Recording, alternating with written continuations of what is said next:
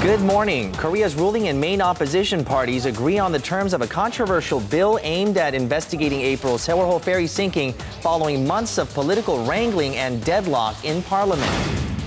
South Korea's defense development is rapidly increasing, with more arms being researched and produced. A look into the state of Seoul's military technology. And party on with the many festivals in Seoul. Keith Kim hits up a few hotspots and has them lined up for you. And these products are perfect for your children who romp around and just know how to have fun. Safety and convenience considered. On Korea Today, Wednesday, October 1st, 2014. From Arirang News,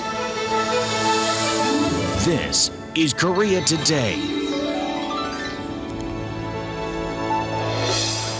Good morning. Thank you for joining us on Korea Today on this first day of October. I'm Kim Min-jung alongside Kim Young and Oh Jin-ju. It's the beginning of the last quarter of 2014. Only 91 days left of this year. Whatever happened to all those other months, right? I know. I can't believe we have just 3 months left. Now, on this first day of October, morning temperatures in Seoul dipped to its lowest level, as low as 14 degrees Celsius. 14 degrees, right. wow. And mountainous regions in Gangwon-do province will see frost for the first time this year. Wow, this year's first frost for the peninsula beginning today, I guess, right? But, you know, this is the last quarter, the final quarter. It's not time to slow down and just wind things down, but it's time to kick it up a gear and really push the pedal a little bit and get everything done and enjoy the holidays as well, because there are a lot coming up. Make every day count, right? Yep. All right. Well, we do have some big news to get to this morning. After months of political wrangling, Korea's ruling and main opposition parties have agreed on a controversial bill aimed at further investigating the sinking of the Seoul ferry back in April. The floor leaders of the two rival parties agreed on Tuesday to guarantee the independence and integrity of a special probe, with the two sides recommending 4 members of the fact-finding committee, one of whom will be chosen by President Park Geun-hye to lead the investigation. The agreement led to a breakthrough at the National Assembly, where dozens of bills have been pending for the past 150 days. Ruling and opposition lawmakers attended the plenary session late Tuesday and passed 91 draft bills in a little over 2 hours. They also agreed to hold the annual parliamentary audit of the government starting October 7th, that is. The United States is mulling over the deployment of a THAAD missile defense battery in South Korea as deterrence to any possible military threats from North Korea. U.S. Deputy Secretary of Defense Robert Work says that Washington is in the midst of negotiations with Seoul on whether to deploy the Terminal High Altitude Area Defense Missile System to South Korea. This follows his visit to Seoul in August, when he said that the U.S. is hoping to have an interoperable missile defense system jointly with the Korea Air and Missile Defense, or KAMD. China and Russia opposes the move, saying it poses a threat to their national security, while North Korea has condemned the idea. The Defense Ministry official was quoted as saying Pyeongtaek in the Gyeonggi-do province, which is scheduled to become home to the U.S. military's Yongsan garrison, may be the most feasible site to station the defense missile system. And in time for China's National Day, which celebrates the founding of the People's Republic of China, an estimated 160,000 Chinese tourists are expected to visit Korea. According to the Korea Tourism Organization, the number of Chinese visitors during the week-long holiday, which begins today, has jumped 35% from last year to stand at 160,000. This makes up for about half of all tourists during the first week of October. The Tourism Office predicts that at this rate, the total number of tourists from China this year will exceed 6 million, the highest for a single country. And the KTO has launched various promotional events to better accommodate and entertain the Chinese visitors, including shopping discounts in 9 major cities.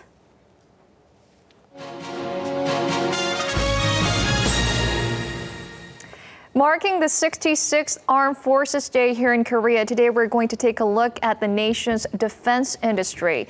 Now, Korea had been heavily dependent on imports in this field some 30 years ago, but currently 70% of the country's military hardware is being produced domestically.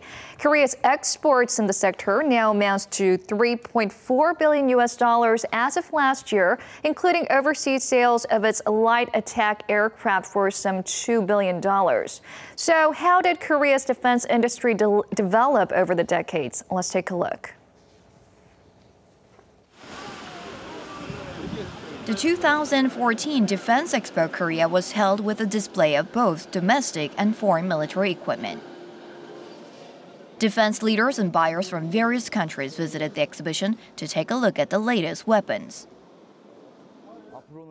We invited high-ranking officials from each country to promote Korean military equipment and to expand our export market.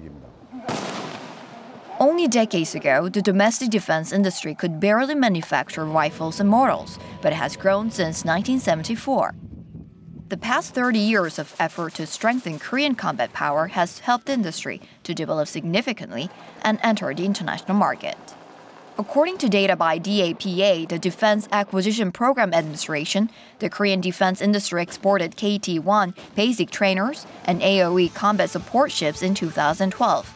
The following year, it reached its highest sales, over $3 million by selling light attack aircraft FA-50 and convoy escort ship overseas. Given that the industry could only export ammunition and military parts in 2006, this was a significant growth. Korea has become the fifth greatest conventional weapons dealer worldwide. Korea has continued its investment in localizing the nation's military equipment under the Defense Development Agency's guidance. Although some weapons were imported, they were used to help develop domestic technology. Thanks to those efforts, Korea can now manufacture weapons ranging from the conventional to tanks, aircraft, and battleships. Developed by local defense company Pungsan, the observation missile was presented at the Defense Expo. It's currently being developed with the sponsorship of the Civil Military Technology Cooperation Center, an affiliate of the Agency for Defense Development. This observation missile locks on and films a target, collecting and sending that data to the command post through a flying repeater. Because missile range is only about 40 kilometers, it is difficult for the observation team on the ground to tell whether the target was hit. But this new weapon can provide that information. Suryeon, a domestically developed and manufactured helicopter, was deployed in the Korean Army last year. The result of the technical cooperation between the private sector and the Korean Army under the Korean Helicopter Project of 2005. Roughly $1.3 billion was invested into the project, which is estimated to have an economic impact of $13.8 billion. The project successfully set the foundation for long-term helicopter development.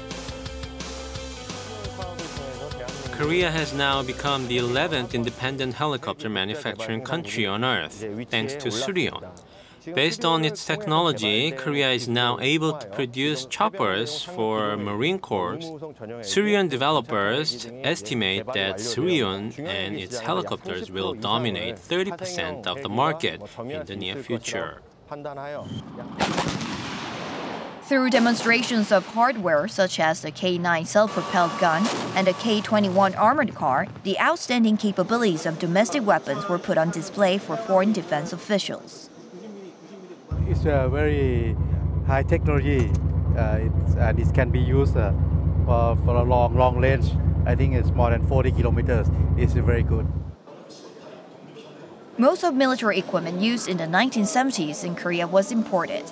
But now, 70% of the equipment is manufactured in Korea. Research by DAPA shows domestic defense companies are mostly dedicated to creating battleships and firepower. Recently, guided aviation and communication technology companies are also on the rise, attracting many local companies to step up to the challenge. Future wars are going to be NCW, which is network-centric warfare. It is important to establish a system that enables surveillance patrol and strikes long-distance targets under electronic military command. Private enterprises should develop their own critical, electronic, and software-based technology so as not to fall behind. The Defense Acquisition Administration plans on greater investments in the advanced technologies of aviation industry. It announced the launch of Burame business for developing Korean fighter jets, which are expected to provide additional benefits of advances in similar technological fields and employment opportunities.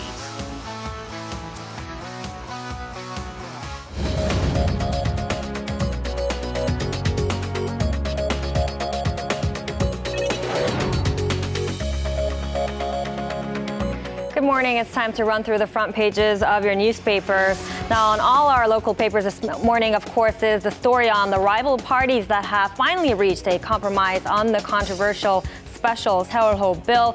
You did hear about this earlier on, so let me just briefly mention how the issue is being looked at here on 동아일보. To begin our in-print section, the headline says agreement on special Seoul bill wakes Parliament after 151 days. So the ironed-out compromise has led to the swift passing of 91 draft bills in the plenary session late last night. The paper states that the deadlock in the National Assembly and months of bitter political confrontation thus came to an end, and in a new step that hadn't been discussed before, the ruling and opposition parties agreed to jointly recommend 4 special prosecutor candidates to the fact-finding committee. Unfortunately, the families of the victims still oppose this new compromise, but the opposition party promised it would reflect the families' viewpoints in the coming future. And now let's go over to 중앙일보 for this side story on top court's rulings yesterday on divorcees. This is called 50% for employed wife, 35% for housewife. A court rules on division of ex-spouse's pension in divorce. Now, if you take a look at the subheadline, the Supreme Court for the first time yesterday made 2 rulings determining the percentage of monthly pension to which a spouse would be entitled to in divorcing a retired public servant. The decisions were the first that settled on a specific amount since July, when the ruling in the nation's highest court set a precedent that retirement pensions and payouts should be included in marital assets subject to division. And on 경향신문, we'll go to an international headline here at the bottom separately. This is a big story regarding the Hong Kong protesters. They are words coming from the protesters. As a title, police attacked unarmed citizens, no democracy, no public welfare. Now, thousands of Hong Kong citizens continue to protest across the city as they stepped up their calls for democracy. But the general atmosphere was a lot calmer yesterday. The police continued the softer approach that they adopted on Monday, having dropped the use of tear gas and pepper spray over the weekend after failing to drive out tens of thousands of people occupying the streets near the government headquarters. Now, the protesters said the fight is towards earning their freedom and that democracy cannot exist without the stability of the people's livelihoods. Now, more on this coming up in Global Updates. But for now, we'll come back to Korea and go to the Mail Business newspaper for this headline here on Chainomics. The title says Chainomics losing steam. So Chainomics, which Finance Minister Choi Kyung-hwan has ambitiously pursued since his appointment in July, appears to be winding down. It is stated in the sub-headlines that industrial output in August dropped sharply, and the Korean economy in general has been facing various external risks, such as the weakening of the Japanese yen. The country's total industrial production in August fell by 10.6% compared to the previous month, while the mining and manufacturing output index fell also 3.8%. The government had forecast the economy to show some recovery in the latter half of this year with Che's fiscal policies, but August statistics show that this forecast have not quite been on the mark. And that was a look at your newspaper headlines for this Wednesday. Now following are the stock numbers from Tuesday.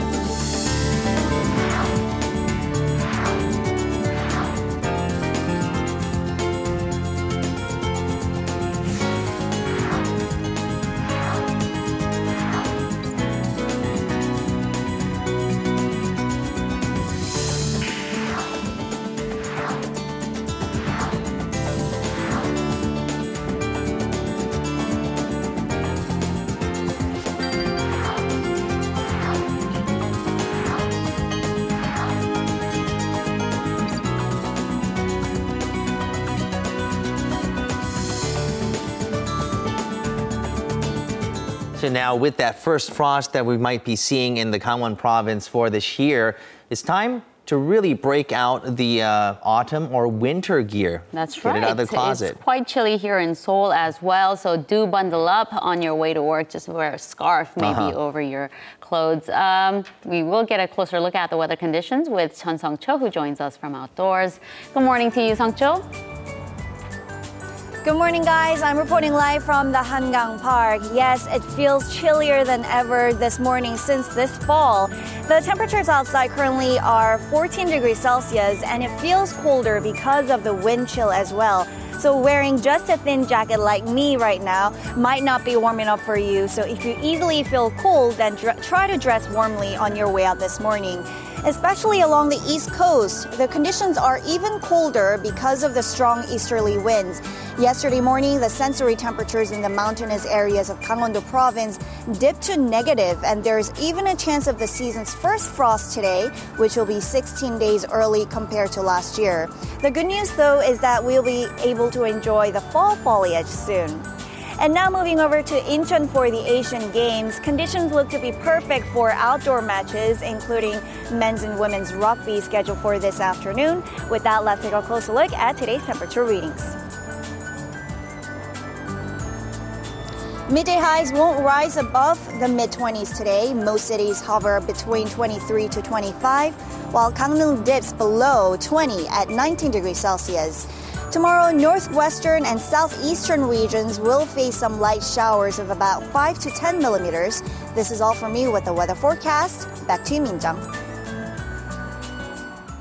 Thank you, Sung-cho. Let's now get you caught up on some global news we're following on this first day of October. We'll turn to our Eunice Kim, who's following the developments in Hong Kong and other stories as well. Good morning to you. Good morning, Min-jung. Now, protesters in Hong Kong have wrapped up the third night of mass sit-ins, and it really clogged major roadways throughout the city. And we're expecting this crowd to grow even bigger today. That's right. It was a pretty packed night last night, but we are expecting a larger crowd today, and that's because, as you mentioned in your headlines, it is China's National Day today, the start of a two-day holiday stretch, and also a symbolic day in these circumstances. Now, yesterday, student protesters vowed to show their government and Beijing their resolve to realize full democracy in Hong Kong. Let's go ahead and take a listen. I think we will stay until tomorrow, because tomorrow is the 1st of October, and it's a very big day for us. What I feel is I really feel Hong Kong people are so angry and so frustrated, because I can say Hong Kong people are quite indifferent to politics, but why they come out to occupy the main road here simply because the Hong Kong government never hear us, never listen to us. That's why we come out. Tens of thousands of people braved the intensely rainy conditions last night to take part in what has been dubbed the Umbrella Revolution, an act of civil disobedience that authorities have called illegal and that they must be dismantled immediately. Hong Kong's chief executive C.Y. Leung had made clear yesterday that Beijing would not back down to the demonstrations, while adding that he would not need help from Chinese troops to control the situation. Student leaders had called on Leung to come out and address the crowd, giving yesterday as his deadline. They said they were considering widening their protests, which could be seen today. Now, some encouraging developments to tell you about on the Ebola epidemic in West Africa. U.S. health officials say the outbreak in Nigeria and Senegal appears to be over. In a report Tuesday, the U.S. Centers for Disease Control and Prevention said they observed no new cases of the hemorrhagic virus since August 31st. Now, only one case had been confirmed in Senegal on August 28th, and that man had survived. But the outlook for other countries, particularly Sierra Leone and Liberia, two of the poorest nations in the world, remains dire. The CDC warned the number of cases has been doubling every 3 weeks, with the number of confirmed deaths now exceeding 3,000. And also in a developing story, CDC Chief Thomas Frieden just wrapped a press conference about 10 minutes ago in which he announced that the U.S. is observing the first Ebola case. He said the infected man had traveled from Liberia Nigeria last month with no apparent symptoms. He has been placed in isolation, and more information will come in following newscasts. We'll keep our eyes on that story as well. Let's turn to some business news. eBay has announced it's splitting from its online payment pal, PayPal. What's this about? Right. PayPal will be spinned off and be made into its own publicly traded company. eBay Incorporated explained this move as a strategic one that would allow the two companies to better focus on separate emerging opportunities and challenges. Now, this would also allow PayPal to ink partnerships with companies viewed as eBay's competitors. And the move does mark a major reversal from the company's previous stance against the strong recommendations of activist investor Carl Icahn, who had pushed for the company to split. And with that, we'll wrap your look at the global updates we're following this morning.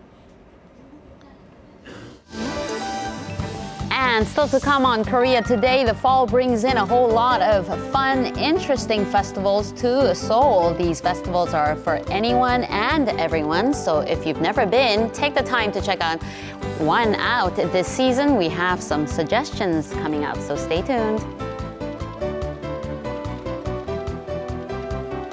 And Keith Kim will be in the studio to share some of those suggestions with us on those festivals. But there is another festival that we're going to be looking at on our arts and culture segment. We've actually taken a look at this about last year. It's a special one at a very nice venue, and the weather is just perfect for something like this. Im Yoon-hee joins us. Good morning. It's your second time. Good morning. Right. So a fun fact for you, Goyang actually became recently the 10th city of Korea to reach a population mark of over 1 million people, right? So a big landmark. So with that in mind, they created the theme for this year's Goyang Lake Park Arts Festival, and they're boasting a better festival than ever before. So take a look.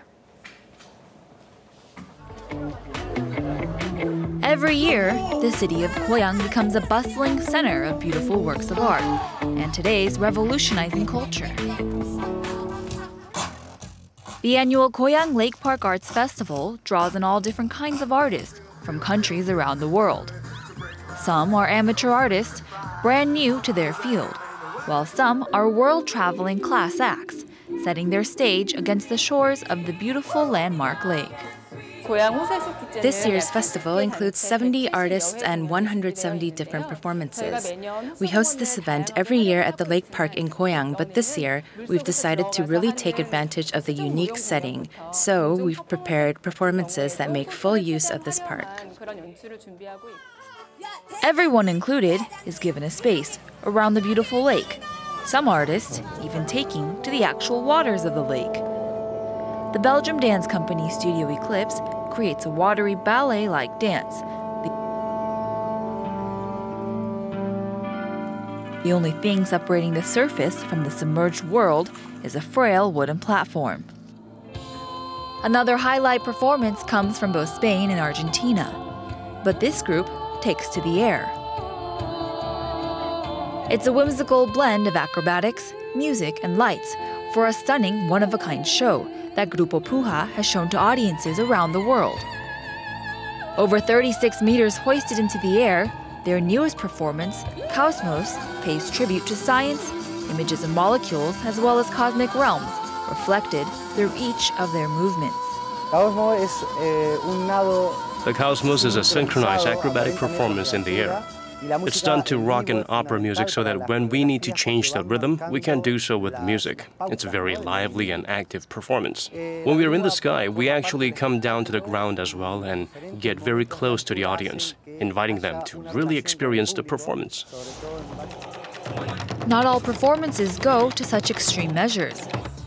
Some rely on the simplicity of it all, in the end producing an artistic creation for the many visitors to enjoy.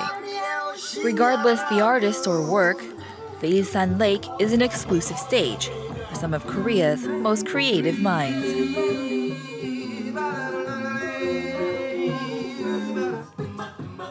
And it looks like a lot of fun over there. I know all the secret parking areas where you can actually just park behind the lake and gain some access to the lake without a long walk, I'd have to pick your brain later for that.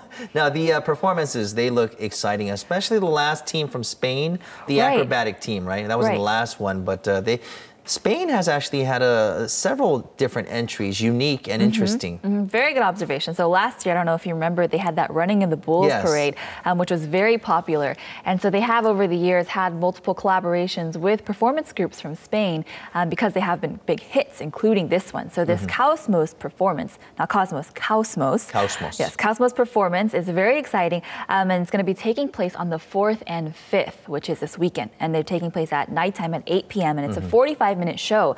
And so it's very exciting. People are very excited for it. And they really take advantage of the nighttime sky, the beautiful setting there. And of course, with the temperatures dropping just a tad bit, you might want to have a jacket with you for those nighttime performances. So what else is in store for the rest of the festival?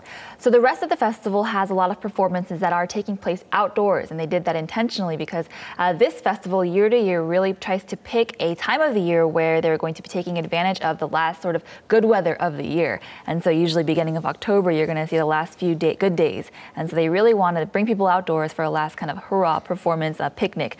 And so if you're going to go, make sure you pack, like you said, a jacket, a picnic, and really enjoy it. A sweater, I think, will do usually, right? Maybe carry a heavier jacket in the trunk of your car. Thank you, Uni, for that. It was a pleasure. All right, Dan, we're going to be talking about more festivals coming up in our Seoul segment, so stay tuned for that. And still ahead on Korea Today, we're going to look at some hot items for your kids. Your kids are going to love romping around and jumping around on some of these that we have for you. It includes a padded type of mat that you can transform into a couch, among other things, and also a cardboard type of apparatus that you can make things out of, including a desk and much more. So stay tuned for that on Korea Today.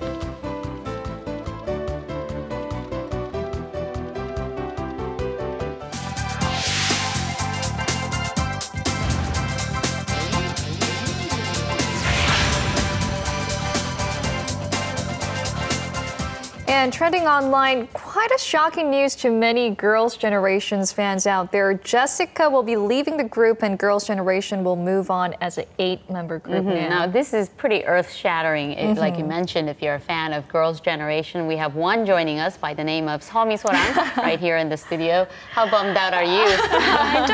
Don't out me like that. Well, you know, this was the hottest news yesterday. I mean, we have a lot of girl group members coming and going all the time, but this one came as a particular surprise because, you know, these girls, they've been together for the past 7 years at the top of their game, and they had all renewed their contracts just this summer. So this latest thing, it all started yesterday morning when Jessica, she drops a bomb on her Weibo account saying that she has just been kicked out of the group. Now, this came as such a surprise. It was so out of the blue that even when people read this, they just thought, oh, it's one of those hacking incidents. But 6 hours later, SM Entertainment, they released a statement saying that Jessica has officially been, that she will officially be leaving the group. So there seems to be some controversy. She says she's been kicked out. Now SM Entertainment, which represents the groups, says that she is the one who wanted out. Yeah, so it is a my word against your word kind of situation, and we don't know who exactly made the decision.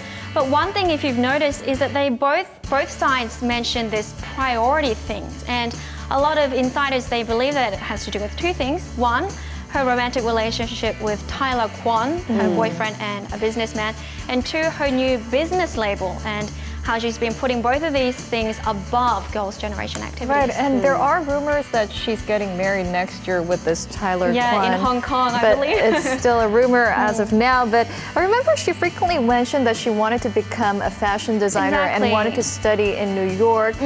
What did the other members have to say about this? Well, unfortunately, they haven't said anything as yet, but what is interesting is that yesterday at the airport on the way to China for a fan meeting, 4 of the members were seen wearing sunglasses from Jessica's fashion label. So whether it was pure coincidence or whether it was some kind of show of support for Jessica, we'll just have to wait and see. Interesting. Now let's see what else is trending online. Pope Francis, he talked about his August papal visit to Korea. He said that he had a very good time and that he's still very grateful for the welcome that he received. And once again, both Gyeongbokgung and Changgyeonggung palaces will be open at nighttime as well from October 21st to November 3rd. And on this last item, now on News Summer, we always talk about what's trending on Korean web portals. But for this last one, I want to show you what's been trending on overseas portals about Korea. So on Google in English, the most searched word for the past year was Gangnam. Oh, we know why. We know Gangnam style. I bet this has been not for the last year, but for the past 3 years, I bet. And in Chinese on Baidu it was Jeju. Now for Japan on Yahoo Japan, can you guys guess? Oh, you left it blank. A little quiz. I think I know Yonsama maybe. I'll give you a little hint. It's to do with food. You know, I have to admit this. Me and Miss was doing this guessing game before the show, and I got the answer right. It was. Okay. So what was She it? spoiled it for us. Bulgogi. Okay, so as you can see from these differences, you can see what each country is most interested in. So for English, it's to do with general tourism-related events. So if you have a look at the top 10 or the top 20, it's more evident. For Chinese, they are mostly interested in shopping, as you can see from the duty-free shop listing there. Whereas Japanese, like bulgogi, they were mostly interested in food. All right. Thank you, Ms. Arirang, You're for welcome. that update. And October is a month for fall festivals, and our Keith Kim will be taking us to some of those places, so don't go away.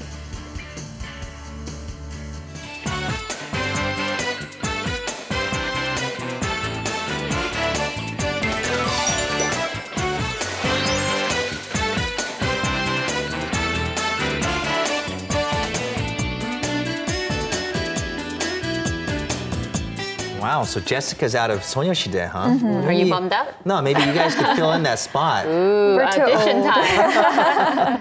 All right, now just speaking of those festivals that we were mentioning earlier on, we're going to be looking at the festivals in Seoul. Our Keith Kim joins us this morning. Good morning, Keith. Good morning. Good morning. How are you?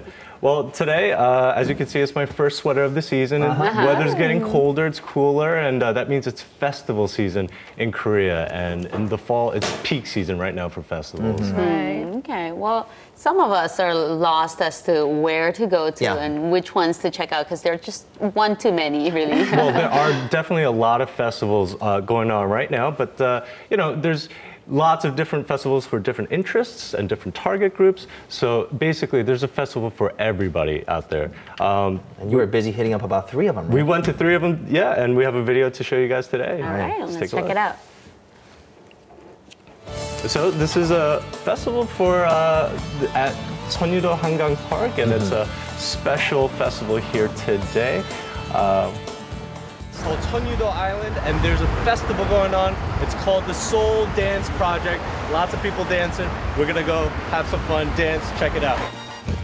So this place is usually a green space, but today it transformed into a stage for a really crazy dance party. What you holding there? Got my camera over there, and you look like a tourist. Well, she was really fun having a lot of fun introducing the concept of the festival, which is to travel to Dancing Island. Yeah, so this was the 2nd annual Seoul Dance Project, and it was a festival that brought together professional dancers and ordinary citizens. I gave it a try over here too. Oh. What do you think? Interesting. Not a very good dance. So after a bit of dancing though, I wanted to check out some more performances that were going on. And everyone, the people here particularly, they seem really immersed in the music. It was just one drum type of atmosphere. Yeah, they're having a lot of fun. Dancing in nature makes me feel alive. My life feels like a journey and a festival. So this year's festival didn't actually have a specific genre, but rather the participants, they're invited to express themselves in any way that they wanted to through different types of dance. And the greatest thing about this year's event was that there's no boundary between the stage and the audience. I wanted to check out something a bit more, so I walked in over here on something really interesting. People just lying together. And this was considered a dance. Okay. Some programs. It's a very lazy dance. Together with couples. I don't know. I really don't know. It's very interesting though. Very interesting.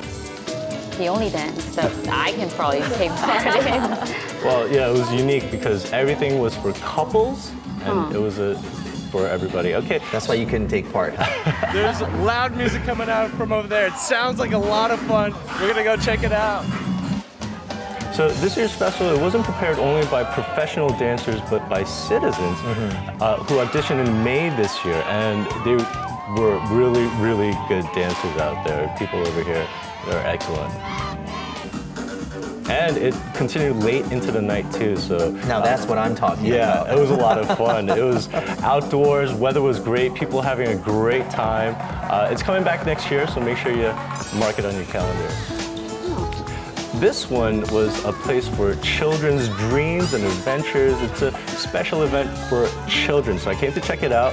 And I'm a kid at heart, so the Children's Grand Park. Yeah, at the 3rd Seoul Fairy Tale Festival, and through these characters over here and the children's books, the festival focuses on themes like participation and happiness. So through most of the programs, one of the more popular ones were these character drawings done by children, and the mini library where the kids could read lots of different types of books too. And this giant book, it kind of made everyone feel like they're a character. That's cute. That is cute. Look at that. I want that table. Well, here, this is the traders market, and visitors, they exchange books that they no longer needed. And this is really, really popular among the moms. And they can take books that they need. It's a fairy tale festival, so it will help my children feel more connected to books. And as a mom, I hope it encourages them to read more this fall season. So moms, of course, they want fun for the kids, but they also want education, right? So that's why this English book reading booth, this was a huge hit with the parents and the kids, both of them. This was the 3 Little Pigs. I love that this fairy tale festival does so much for the children that a mom couldn't do. The Seoul Fairy Tale Festival, it gets better every year, so make sure you check it next spring. All right, and this is the center of Seoul, Gwanghwamun, and if you see something really interesting over here, there's 20 pianos placed out in the middle of the city, and this was for the Run Piano 2014 festival. This ongoing event, they had the designers take donated pianos, repaint them, and they're going to be re-donated to different places where they need it. I gave it a try too. I'm not very good though. Wow, not bad. It's nice because it's right in the middle of the city and people can just stop by and play some piano, and it's nice. It's a nice little festival that they got going on right in the heart of the city, right in the middle of this. So these pianos, they have wonderful colors, lots of great designs, and I think these colorful designs are actually really great for the kids. Kids were really attracted to it. This kid was going nuts. He was having a great time. The future of Beethoven. Yeah. 한 달쯤 배웠어요. 다른 노래 제목 같은 건 없고 그냥 내가 치는 거. Well, so the piano performances, they continued throughout the festival, and the highlight of this festival is 10 pianists on 10 pianos, and they're all playing at once. It's a beautiful performance, and this is fall in Seoul. It's a perfect time for festivals, great weather, and lots of different types of festivals going on too.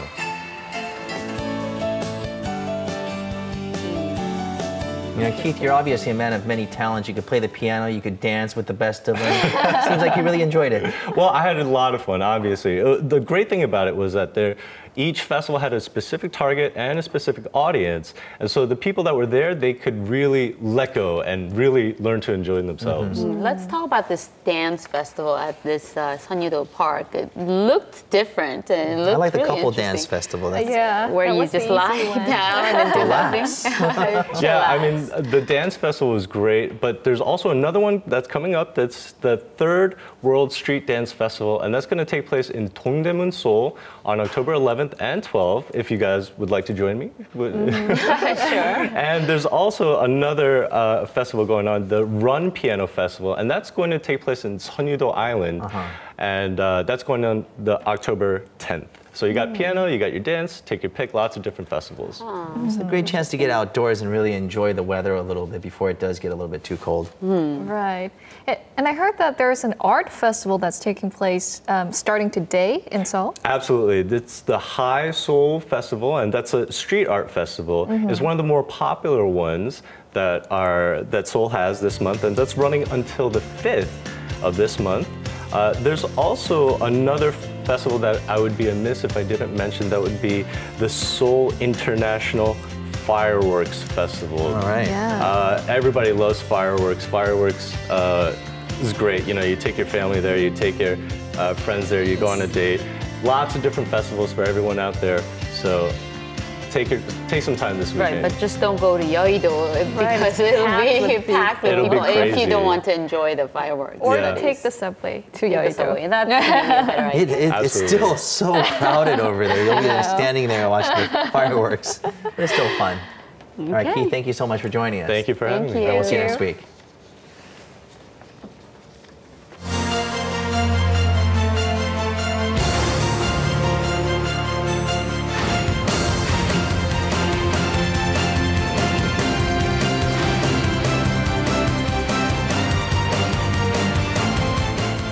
Well, speaking of festivals, quite a festival of gold medals on Tuesday as we continue on with our 2014 Incheon Asian Games coverage. And just like I said, quite a busy day on Tuesday as a number of gold medals were claimed by South Korea, one of which made one Korean a triple gold medalist in Incheon.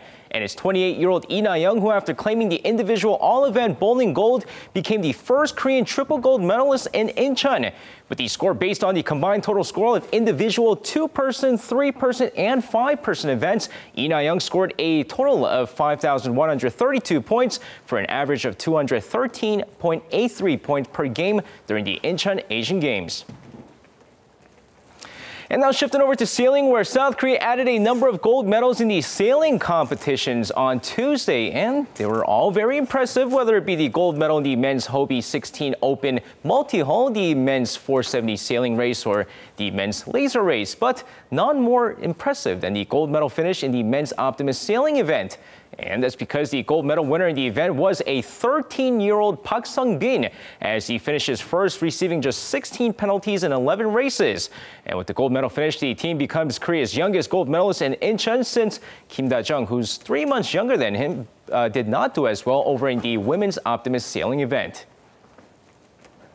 And now moving on, we were able to see a gold medal in the men's tennis doubles thanks to Jeongyeon and Lee Myung-gyu. But on Tuesday, the nation saw 2 gold medal finishes in the soft tennis event. Now, similar to tennis, except for the soft rubber balls they use instead of the hard tennis balls, South Korea proves its dominance in the sport when Kim Young-jun won the men's individual gold after defeating Indonesia's Edi Kustadianto 4-0 in just 15 minutes. Meanwhile, over on the women's individual competition, Kim Bo-mi cruises past China's Chen Hui 4-1 for the second gold medal. Now, meanwhile, over to the men's football tournament, where North Korea was able to advance to the final after beating Iraq 1-0 in the semifinals thanks to Chung Il-kwan's goal 5 minutes into the extra time.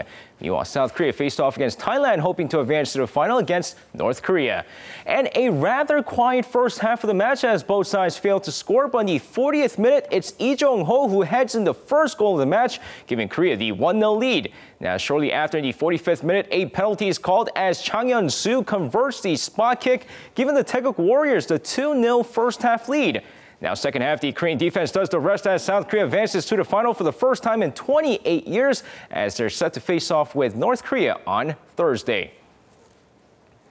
Now, just like I mentioned, a number of gold medals were claimed by South Korea on Tuesday, but a handful of silver and bronze medals were claimed as well. So before I say goodbye, let's take a look at the current medal standings after 12 days of competition at the Incheon Asian Games, and see you guys again for your sports needs.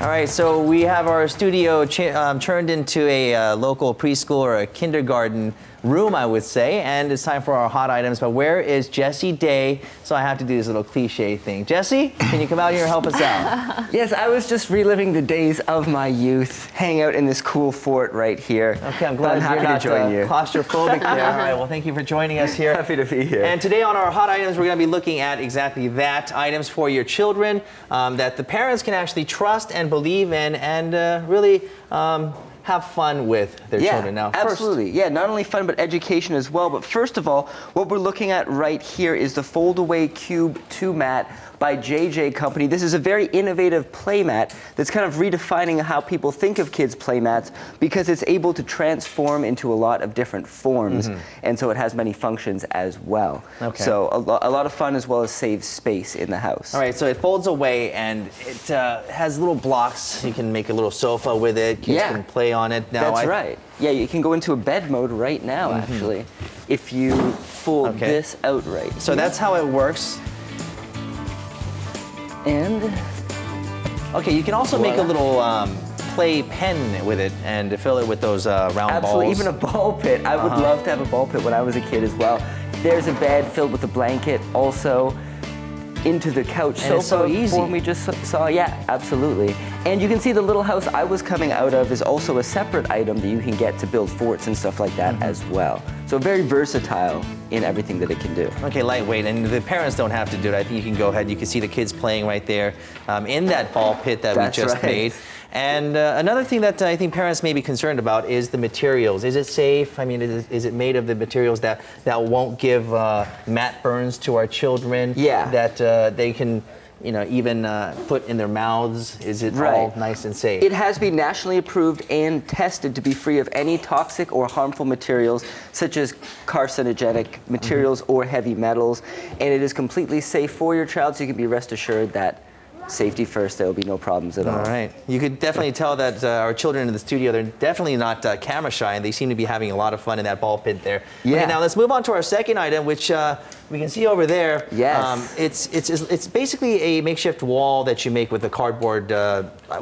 Explain that for us. So this is the book tent by Book Farm, and I don't know about you, but I have fond memories as a child of making forts out of cushions and cardboard boxes, pretending I was a member of the A-team. Maybe that was just me. But this is kind of following in line with that same idea, but with an educational bent to it, so that the kids can play in a fun environment that they can actually help construct themselves and form a natural bond with books and reading from an early age. So as we can see here, there's several different panels made of cardboard and panels with stickers on the sides. And these panels, they fold out to have a book holder. It can also be a book stand, a book hanger side. A side where you can put stickers on, and it's won various awards. That's right. It has won awards and is receiving a lot of rave reviews as a result. Now the cool thing is we can see here, kids can actually put it together themselves. So it really feels like your own secret fort, something that you made. And we all know how that feels as a kid. It's quite an accomplishment. Not only is there stands for books, but there's areas for stickers and sketching. So it encourages artistic creativity as well. Very important for a child's cognitive development. Okay, you can see our children are just making the most out of that the cardboard wall there. They have the sketch pad going as well as the book holder. And it seems to be very fun. But I think you'd want to wait until your kids are a little bit old enough, because if your kids are too young, you'll be the one that's making this whole thing for them, right? Exactly. All right, so that looks like a very inexpensive, at the same time, simple way to go and for it your is space saving as well. You can fold it up and put it away when the kids aren't using it, so it makes sure to clear up space around the house as well. That's very important. Yeah. Now, our last item that we're going to be looking at is this desk. Last but not least, this is the Easy Desk by Easel. And now one really cool feature right off the bat, you can see this is for kids studying.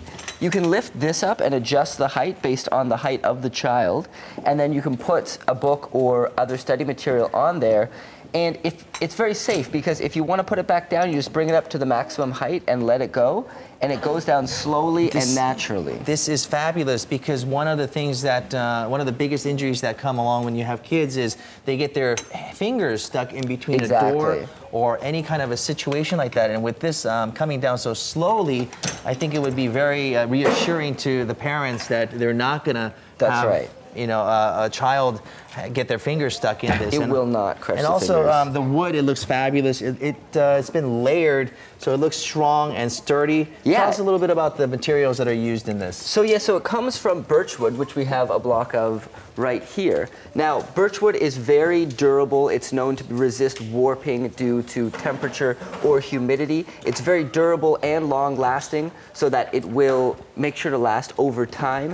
And it'll work for your kid from the time they're young to they're older, because the desk is also adjustable. There's several different levels on both the chair and the desk, so it can follow them all the way into adulthood, even at its maximum height. Yeah, so it's not just functionality involved, but also sturdiness. And looking out for the future, as the child grows, you want something that's going to last throughout the years, not just something that you have to change every single time, right? Absolutely. Well, it looks fabulous. Minjung and Jinji, what do you guys think about this stuff? Isn't this fun? I don't care about the product. I love how the kids couldn't care less about what you guys are saying. They're having so much fun. Hey, come here. You guys They're are on completely TV right oblivious to what's around them. Let us. I want to talk to one of the kids. Are you going to jump in the ball pit right now? No, I want to talk to jump in the ball Hi pit. there. I want to talk to this one little kid over here, if I could.